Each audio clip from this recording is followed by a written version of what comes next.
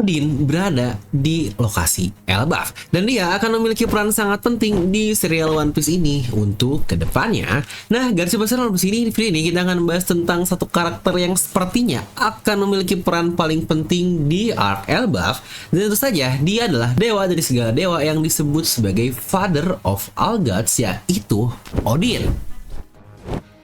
Karena menurut saya masih sangat bingung sekali kira-kira siapa nih yang akan menjadi villain atau musuh di arc ini, karena bukankah sejauh ini hampir semua Elbaf terkesan sangat friendly sekali, terutama dengan manusia-manusia seperti Luffy dan yang lainnya, apalagi setelah tahu dia adalah seorang Sun God. Nah, makanya pastikan kalian tonton video sampai habis agar tidak ada informasi yang miss dan juga setengah-setengah, karena harus itu tidak masuk akal tapi akal bisa masuk. Nah, mari tanpa basa-basi lagi kita langsung saja. Wadaw.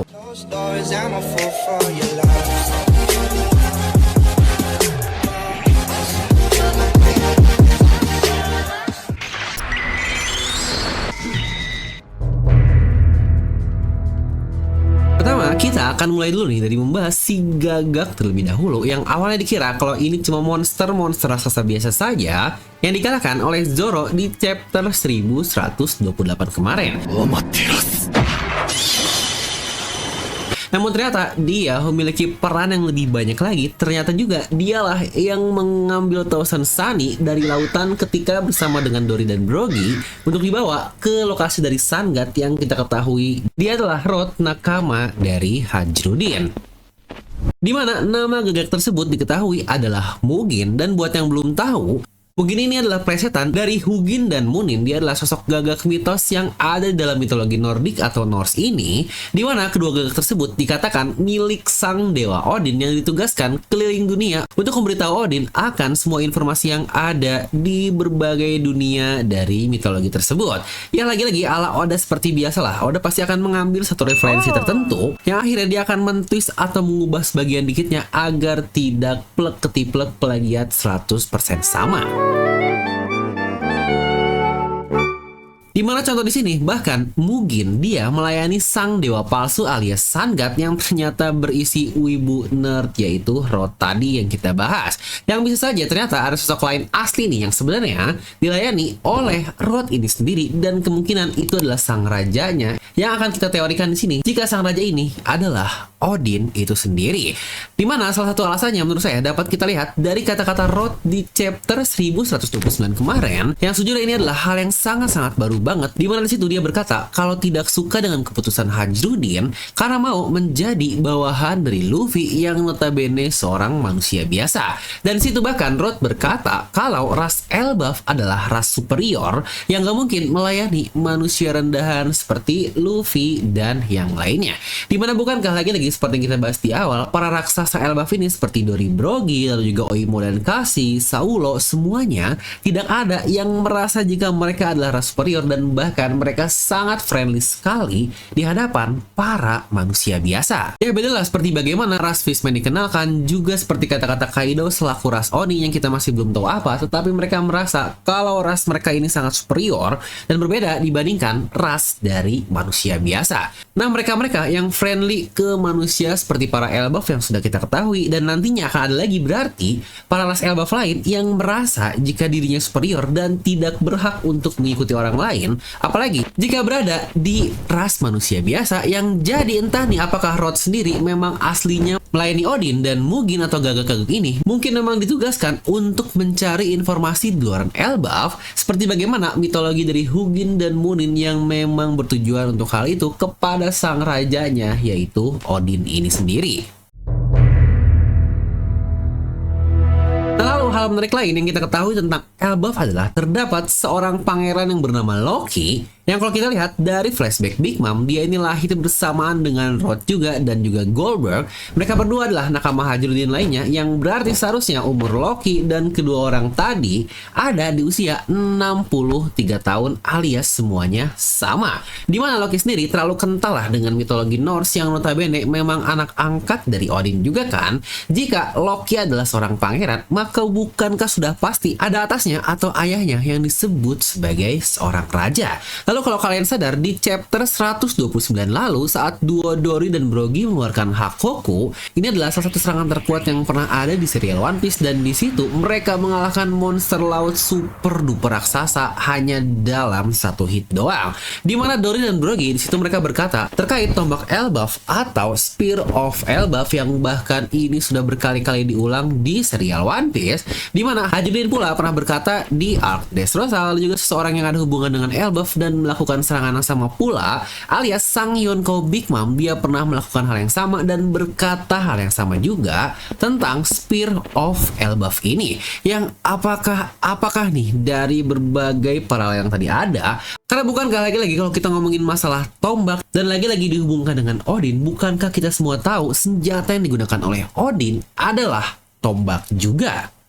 Serta apakah mungkin kata-kata The Mightiest atau tombak paling dahsyat dari Elbaf ini dimiliki tentu saja pasti oleh orang tingkatan tertinggi dari suatu ras tersebut, yaitu sang rajanya yang notabene itu adalah Odin, yang bukankah akan semakin sesuai sekali dengan tema Elbaf dan Nordik yang sudah berulang kali kita bahas. Serta selain itu pula, Odin sendiri selaku dewa dari para dewa dikatakan jika dia memiliki banyak anak, ya lagi-lagi selain Thor lalu juga Loki yang anak angkat, dia pula dikatakan punya anak lain yang disebut sebagai Tyr tersebut. Mungkin kalian cukup familiar lah dengan nama Tyr ini karena pernah kita bahas juga beberapa kali di teori-teori channel Filnomi, dan karakter yang kita hubungkan dengan One Piece sudah pasti dia adalah Jeki atau Akagami no Shanks tersebut. Dimana Tyr sendiri dikatakan dia adalah dewa perang dari mitologi Norse, yang bukankah jika kita hubungkan dengan Shanks tadi, hal yang paling jelas adalah keduanya sama-sama kehilangan sebelah lengannya.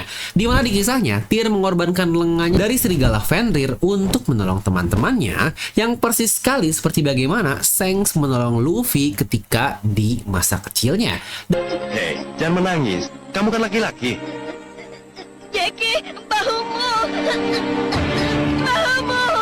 Dan lucunya juga kalau kita lihat luka di mata Shanks, yang bukankah itu benar-benar luka yang sangat cocok seperti luka dari sebuah cakaran, yang sangat cocok sekali dengan bagaimana mitologi Fenrir yang sangat cocok dengan cakaran tersebut. Serta Tyr sendiri dikenal sebagai pendekar pedang hebat yang memiliki rasa keadilan yang luar biasa di dunianya. Persis juga seperti bagaimana Shanks yang terlihat selalu menginginkan kedamaian di dunia One Piece, yang bahkan Shanks sendiri sangat dekat sekali kan dengan ras Elbaf, yang apakah jangan-jangan karena dia memiliki hubungan dengan sang rajanya yaitu Odin? Atau bukankah jangan lupa kapal bajak laut pertama yang kita ketahui di serial One Piece ini adalah Red Force, dan itu kapal dari Shanks, yang kalau kalian perhatikan kapal ini sangat merepresentasikan seperti kapal-kapal Viking yang notabene itu semuanya adalah mitologi dari Norse atau Nordik ini.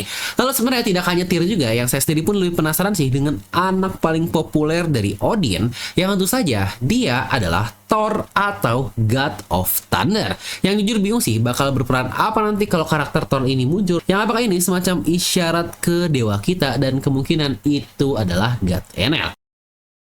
Ya memang nggak mungkin sih kalau Enel anak dari Odin, tapi bisa saja ini hanya sebuah simbolis atau referensi biasa saja. Karena bukankah banyak juga teori yang berkata apakah jangan-jangan nantinya Usopp akan memiliki palu yang selalu sering dia gunakan walau itu semua palsu, dan nantinya palu ini memiliki semacam kekuatan seperti yang dimiliki oleh Thor, yaitu kekuatan petir. Ya tapi kalau masalah petir sih sebenarnya di Shopee Jerami pun sudah ada Teteh Nami cantik kita. Nah dimana Odin juga punya anak lain yang bernama Balder, lalu juga ada Vali dan Vidar yang memiliki peran besar di sebuah perang akhir dari dunia mereka, dan itu adalah perang Ragnarok. Nah, pertanyaan selanjutnya adalah Odin akan berperan sebagai apa jika dia muncul di arc Elbaf ini? Apakah aliansi atau apakah dia akan menjadi villain? Oke, mungkin opsi pertama kita akan membahas dia sebagai sosok aliansi terlebih dahulu. Ya, tipikal raja-raja lah sebenarnya yang menguasai pulau selama ini kan mereka biasanya selalu baik, atau dalam kata lain raja yang sebenarnya. Ya, seperti King Cobra, juga ada Gunfor, ada Iceberg, Fishman Island, mungkin kecuali Dressrosa ya. Tetapi hal ini pun bisa diperdebatkan karena raja yang menguasai daerah tersebut dalam waktu yang sangat lama sampai berabad-abad adalah Raja Riku. Nah, untuk Odin sendiri dengan dia yang menjadi raja baik yang yang sesuai dengan mitologi, walau dia tegas, tapi dikatakan dia selalu memikirkan tentang kedamaian di dunianya. Yang bisa jadi Odin akan membantu topi jerami dalam progresnya di arc ini. Nah, tapi mungkin jika seperti ini, opsi yang paling lumrah dengan pola-pola One Piece adalah Odin tidak lagi menjadi raja, melainkan Elbaf sekarang sudah dikuasai oleh seseorang lain yang mengisi posisi tahta sebagai raja tersebut. Dan bukankah ini pun bisa kita teorikan bersama, apakah jangan-jangan anaknya alias Pangeran Loki lah yang mengambil tahta raja ini? Dan dengan itu, maka Odin bisa kita sebut sebagai The Fallen King dari arc Elbaf. Ini juga sebenarnya akan menjadi opsi yang paling oke. Mengingat twist yang tadi kita bahas sebelumnya, Oda yang selalu mengambil referensi, tetapi dia akan membuat hal lain agar tidak benar-benar sama. Dan bukankah dengan cara Loki yang berhasil menggulingkan dan benar-benar menjadi raja dari Asgard, ini akan menjadi plot yang sangat mantap oleh Oda diambil dari mitologi Nordik tadi.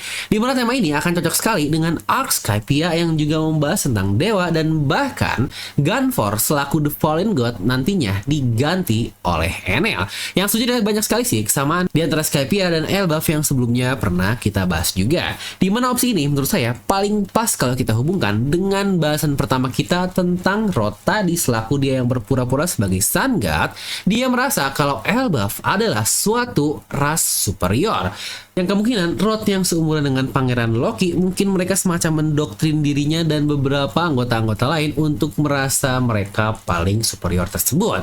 Jadi tugas topi jerami kasarnya balik lagi akan membalikan raja ke kepemimpinan sebenarnya dengan melawan Pangeran Loki. Nah, tetapi itu adalah opsi pertama kita, yaitu aliansi. Dan bagaimana jika ternyata Odin adalah villain utama di arc Elbaf ini?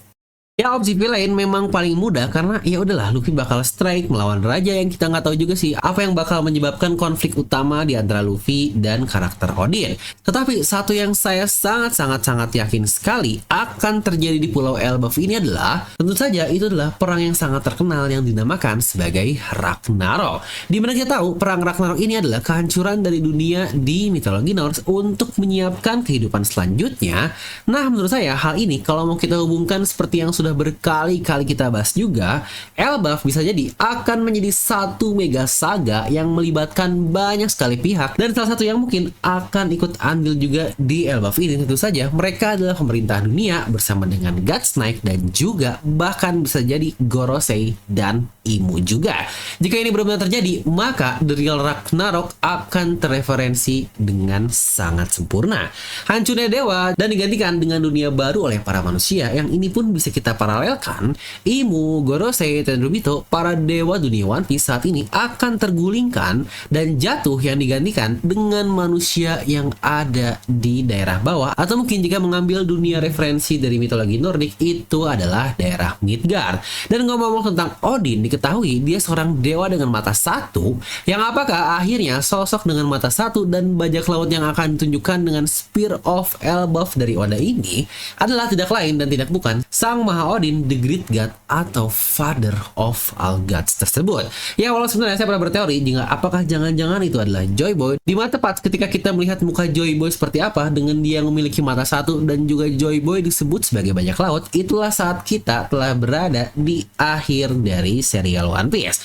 Nah, jadi itulah terkait Odin dan Elbaf serta mitologi Norse yang tentu saja akan kita bawa di teori ini. Dimana yang barusan kita membahas tentang Mugen, yaitu sang gagak, dan satunya lagi ada ular yang disebut sebagai Hilmungander yang diambil dari mitologi yang sangat terkenal juga, yaitu Jormungandr. Ya, dengan kisah ular yang mengelilingi dunia, yang apakah itu adalah red line-nya di serial One Piece ini. Nah, dimana bahas lengkapnya sudah pernah saya bahas di satu video ini, bisa kalian tonton jika penasaran. Oke, jadi itulah untuk video kali ini. Like aja kalau suka, dislike aja kalau suka, jangan lupa untuk subscribe dan juga share ke teman kalian. Gue Devil pamit, and I'll see you guys next time.